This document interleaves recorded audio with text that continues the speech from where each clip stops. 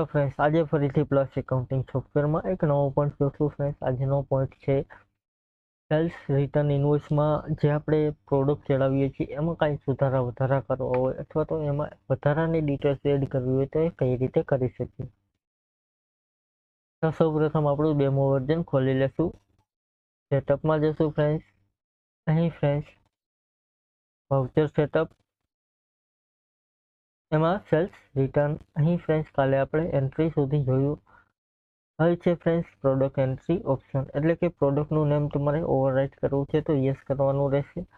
ત્યાર પછી રેટ તમારે ચેન્જ કરવા છે તો અહીં યસ કરવાનું રહેશે. જો તમારે રેટ ચેન્જ ન કરવો હોય તો અહીં નો કરવાનું રહેશે. ત્યાર પછી એવી જ રીતે અમાઉન્ટ ચેન્જ કરવી હોય તો યસ કરવાનું રહેશે અને અમાઉન્ટ ચેન્જ ન કરવી હોય તો અહીં નો કરવાનું રહેશે. અહીં ફ્રેન્ડ્સ એક્સપેન્સ પૂછવામાં આવશે, એટલે કે પ્રોડક્ટ વાઇઝ તમારે એક્સપેન્સ જોતા હોય તો અહીં યસ કરવાનું રહેશે. ત્યાર પછી round of entry item wise જોતી હોય તો યસ કરવાનું રહેશે.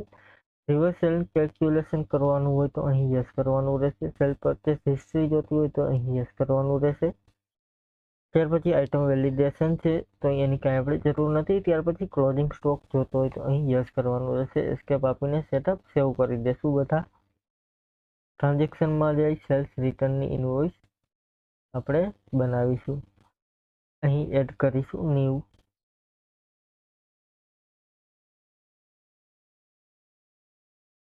અહીં ડેબિટ લઈ લેશું.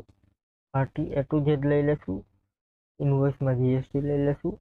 અહીં ટેક્સ ઇનવોઇસ લઈ લેશું. બિલ નંબર 4 છે તો 4 બિલ નંબર લઈ લેશું. ટેબ આપી દેશું. બિલની તારીખ આપી દેશું. બિલ નંબર આપી દેશું. ડોક્યુમેન્ટ નંબર આપી દેશું.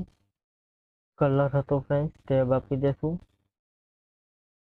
અહીં ક્વોન્ટિટી છે આપણે 5 લીટર કલર રિટર્ન કરી દેશું. એન્ટર આપી દીધું. અહીં ફ્રેન્ડ્સ તમે જોશો તો હવે આઇટમ વાઇઝ ડિસ્કાઉન્ટ તમને જોવા મળશે.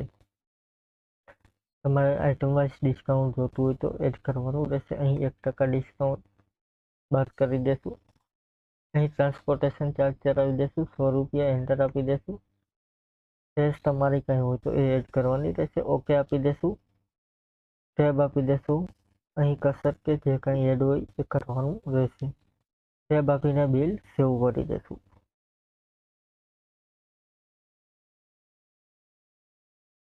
અહીં ફ્રેન્ડ્સ આ રીતે સેલ્સ ઇન્વોઇસમાં એન્ટ્રીનું સેટઅપ થશે. બાકીનું જે સેટઅપ છે એ ફરીથી જોઈ લેશું. વાઉચર સેટઅપમાં જશું.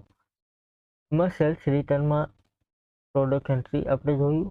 ત્યાર પછી ફ્રેન્ડ્સ પ્રિન્ટિંગ ઓપ્શન આપેલો છે, એટલે કે તમારી પાસે સર્વરવાળો પ્લસ એકાઉન્ટિંગ સોફ્ટવેર હોય તો તમે ઓનલાઈન પ્રિન્ટિંગ, ઓનલાઈન SMS, ત્યાર પછી ઈમેલ તમે સેન્ડ કરી શકો છો ડાયરેક્ટ. થેન્ક યુ ફ્રેન્ડ્સ, આજનો પણ અહીં પૂરો કરીએ. કાલે ફરીથી એક નવો પણ જોશું. Thank you.